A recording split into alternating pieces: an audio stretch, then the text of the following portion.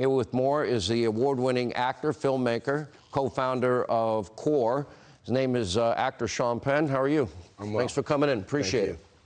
I want to start this in. So I made a phone call to you. I read that you were there, and the story interested me. If you were on this set 99 out of 100 times, we probably would be in full disagreement, right? No question about that. All right, so I make the first phone call to you. I don't know if you remember. And I said, I'm interested in the work that you're doing and why you were there even before the war started and this documentary you're doing. Do you remember what you first said to me? I do. What'd you say? I said that I don't trust you. Is there a reason you didn't trust me? Yeah, there's a lot of reasons I don't trust you, but my trust or your trust, you know, there's so many people that don't trust their spouse, and yet we've got to get on with life, and we've got a situation. I've never felt this way about where our country is and what I experienced emotionally in Ukraine, where it had not, we all talk about how divisive things are, how divided things are here. But when you step into a country of such incredible unity, you realize what we've all been missing. And I don't think that I've got time to indulge my lack of trust, which it becomes a petty thing as people and babies are being vaporized, and that these people are fighting for the very dreams that are the aspiration of all of us Americans. And we talked about that too. We did. And we had a long agreed on conversation. that we've got to take their example in solidarity. We'll worry about political disagreements. If you ever want to come back another day, you're always invited. Fair enough. Here's what I want to know. You were there in November of 2021. Okay. We're not even talking about the real lead up to this conflict by that point. Right. Why were you there originally to do a documentary? What was it about Ukraine, or maybe it was about Zelensky that interested you? Well, I think I was in the better part of the population, most Americans in any understanding of Ukraine. What was Ukraine? Who was Ukraine? Where was Ukraine? With the exception of a phone call between President Zelensky and President Trump that was made a lot of, and the fact that President Zelensky had been a comedic actor who had played a character that then became the president and then became the president. We went initially to make a documentary that would bring home a sense of Ukraine and of a profile of this president. But it wouldn't have been as interesting. And then the next thing you do is you see this buildup of Vladimir Putin on the eastern side of Ukraine. Right. You got, first we have 50,000 troops, then it's 100,000 troops, and all the military equipment. And you're chronicling all of this, and you develop a relationship with Zelensky. Yeah. Tell us, as this was unfolding, a lot of the world didn't think that Putin would do it. I did think he would. You know, all the experts I talked to thought that he would. Most of the experts that were speaking out in the United States Intelligence Agency and others felt that he would. I'll tell you that to the last minute, I think the part of me that would want to be in denial of what that would mean to Ukraine and ultimately to the world. I thought, really? Is there an upside to this for him? But what I wasn't, really savvy to was that I gather you but in particular, so universally, the experts on Putin felt this was going to happen. And what didn't happen, therefore, were the preemptive sanctions on enough of a dramatic level before he was so deep in that the humiliation wasn't going to let it stop, and that you weren't going to have the simplicity of negotiations for regions of the East or Mariupol to be able to make the bridge from Crimea. And now it was going to be this full-on assault, and here we are. Okay. Prior to Zelensky, I didn't know a whole lot about Zelensky, like a lot of people, until the infamous phone call. I still, to this day, think there was nothing to that phone call. Separate issue. But he had taken Georgia. Putin had taken Georgia in 2008. He annexed Crimea in 2014. He has shown a willingness to annex, take over land, showing his territorial ambitions. So you get there, you're interviewing Zelensky at this time. Did he see this coming? Did he believe that this was real? Well, it's interesting because we had met initially on a Zoom call. Did you trust him? A lot more I than was me. really interested to see who he was. It's easy, yeah. And I didn't have the baggage with him I have with you. What is the baggage? We never met before. Go ahead. Well, actually, I have as a badge, television set? No, as a badge of honor in my house. I've got the full screen that I dominate as an enemy of the state with you in foreground.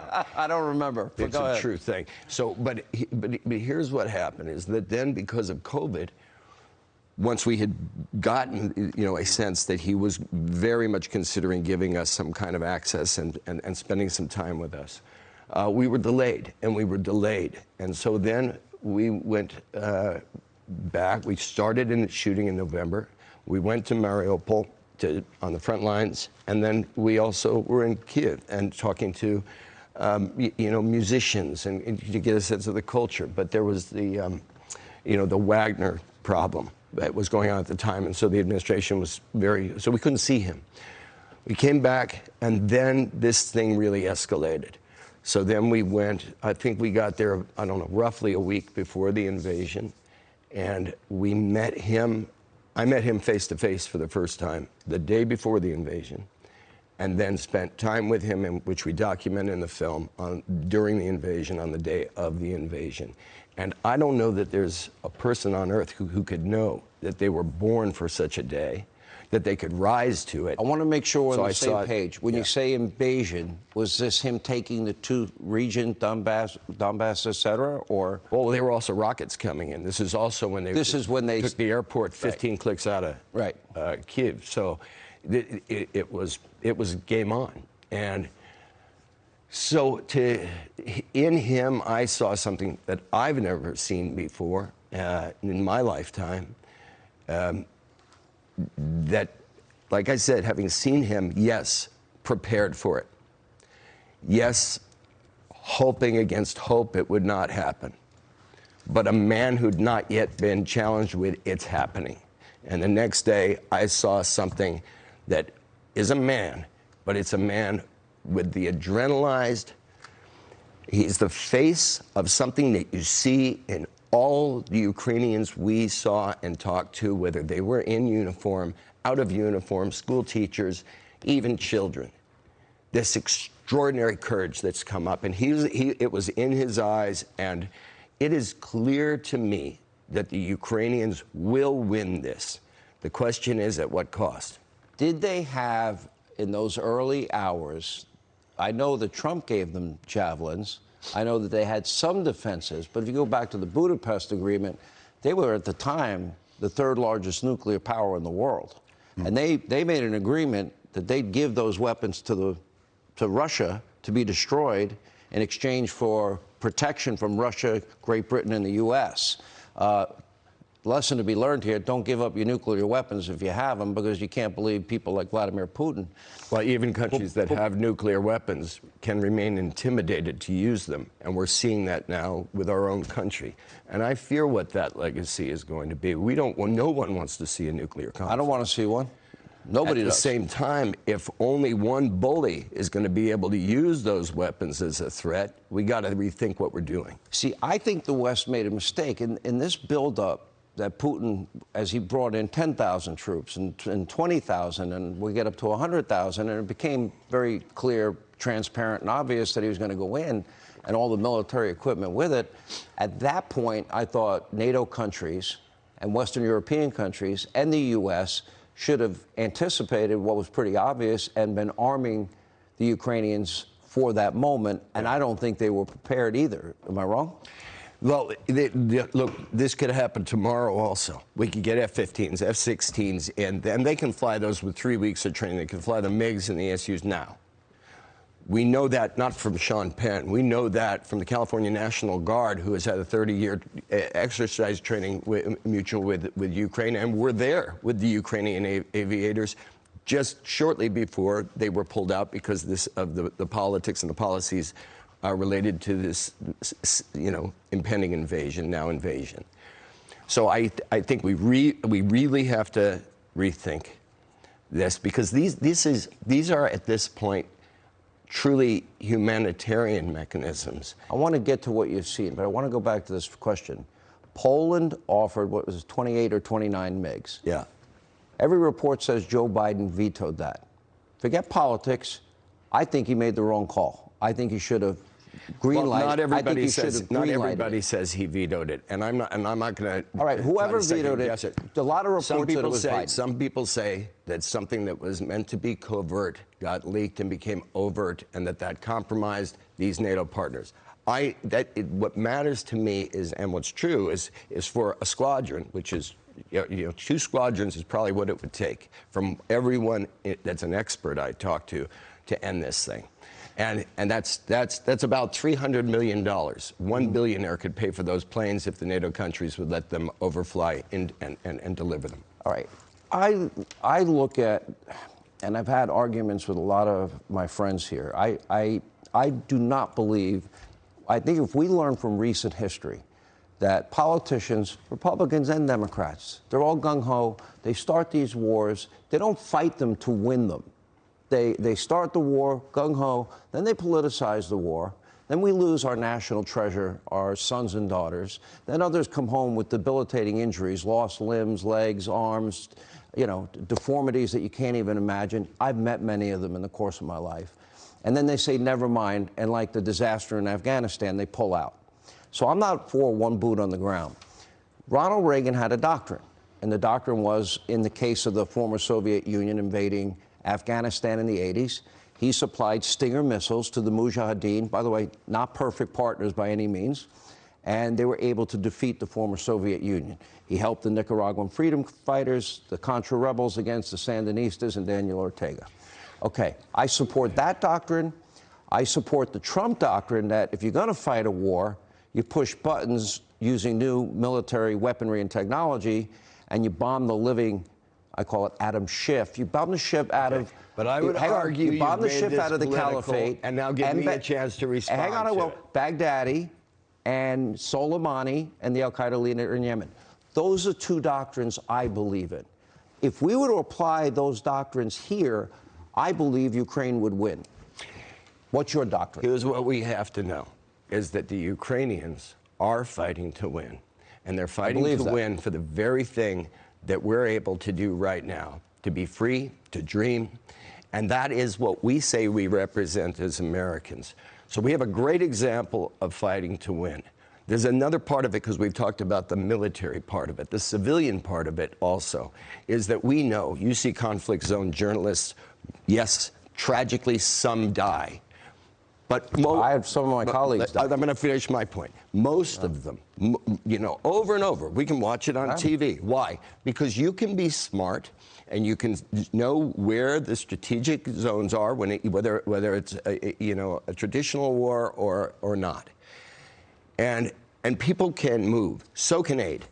And so one of the things we're not seeing by any scale, UN organizations operating, they can. We're also talking they talk about security for aid and supplies being resourced to civilians and to military. And for civilians, in many cases, armored vests are important. So one of the things I want to say just about what it is being there is that, of course, there are risks in a conflict zone. But it is not what we picture so often about a bunch of, here we come to save the day foreigners. You take one car and one truck of supplies to that border, give that truck and those supplies to Ukrainians who aren't going to leave if you ask them to, and are going to be at risk with or without our help. So we might as well give them the help. They'll bring the supplies to where they've got to go. How is that any different than I'm saying?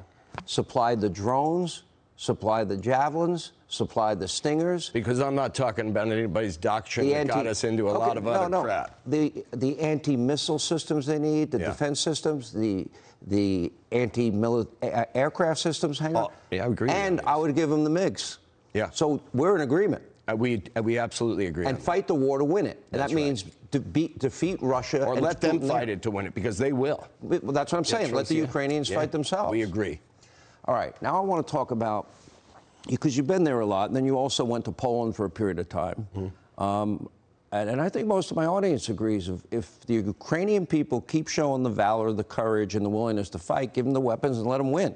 Yeah. Let's talk about what you've seen with your own eyes. We've been showing pictures almost every night. I have to give a viewer alert. What we're about to show you is horrific and evil and on a mass scale. You've seen the mass graves. We've seen what happened to Mariupol. We've seen what happened just outside of Kyiv just in the last 2 days. You've seen, hospitals targeted, neighborhoods wiped out, apartment buildings wiped out. And I want to know what you've seen. You tell us how bad it is with your eyes, what you've seen. Well, so as we talked about, I was there originally in November. I went back and was there, whatever it is, the 37 or whatever it is, days ago when this invasion started, for a couple of days. Then I went back last week. It was last week, 2 weeks ago. My time gets screwed up with this kind of travel, but to Lviv.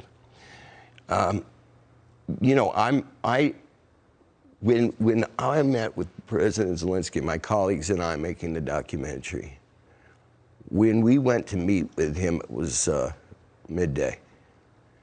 And, we knew that there were rockets that were targeting areas just outside of Kyiv, that there were air raid sirens, and that ultimately, when we came out of where we met with him, there was a blackout in the city because of concerns about rockets. We were encouraged not to use our automobile to drive back because the lights could draw rocket fire.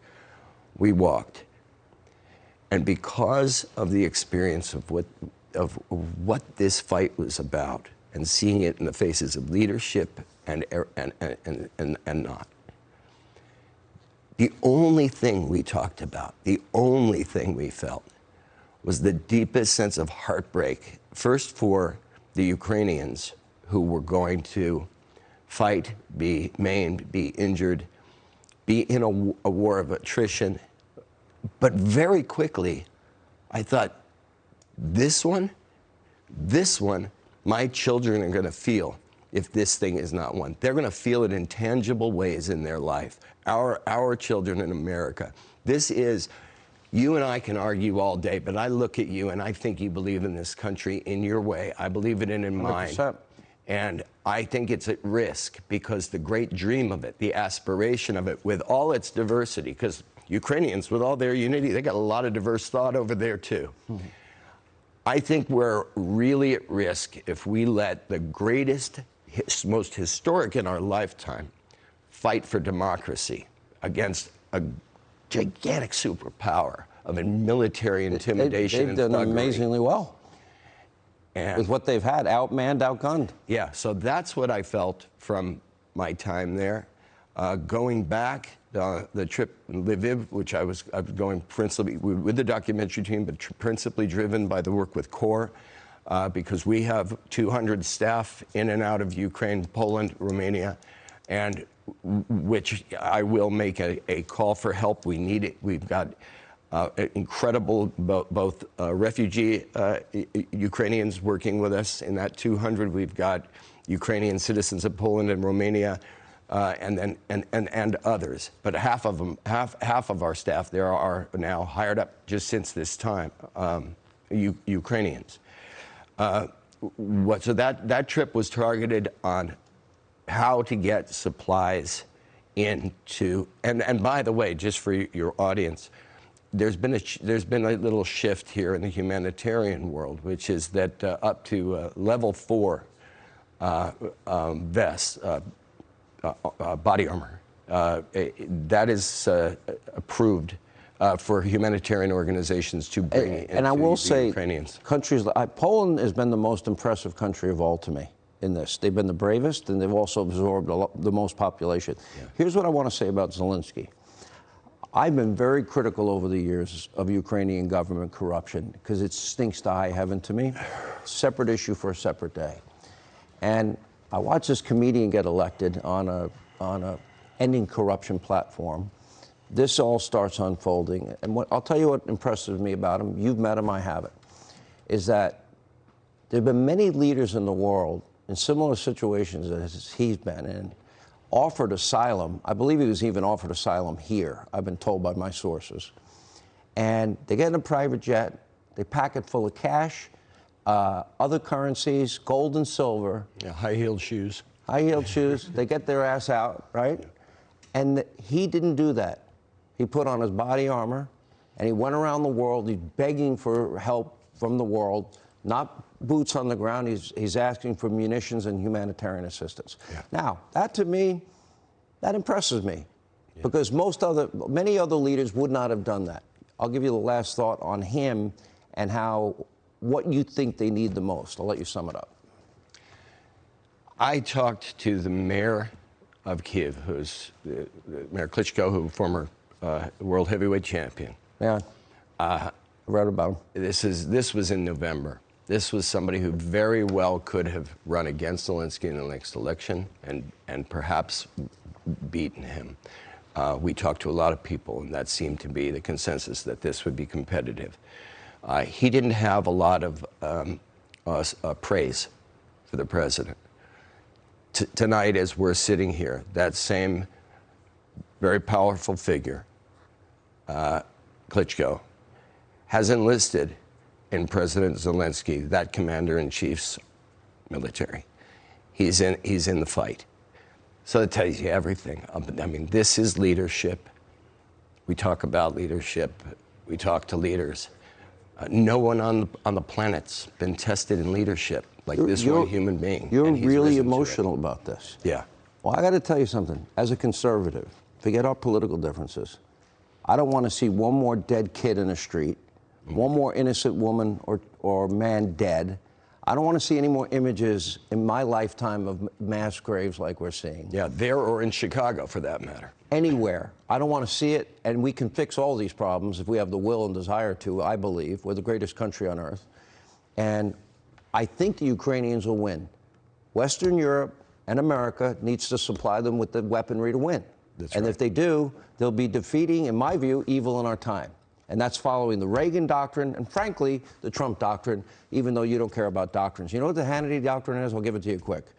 If you invade a sovereign country, you forfeit your right to lead a country, and you forfeit your right to live, meaning Vladimir Putin has forfeited his right to live.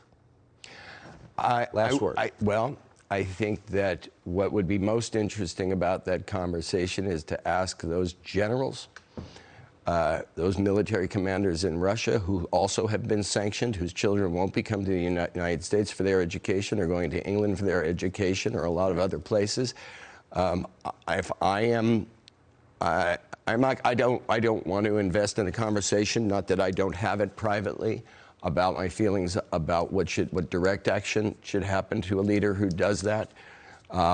But if there is a God, there will be vengeance beyond all possible comprehension. Vengeance is mine, saith the Lord. This is quoted in a very famous book.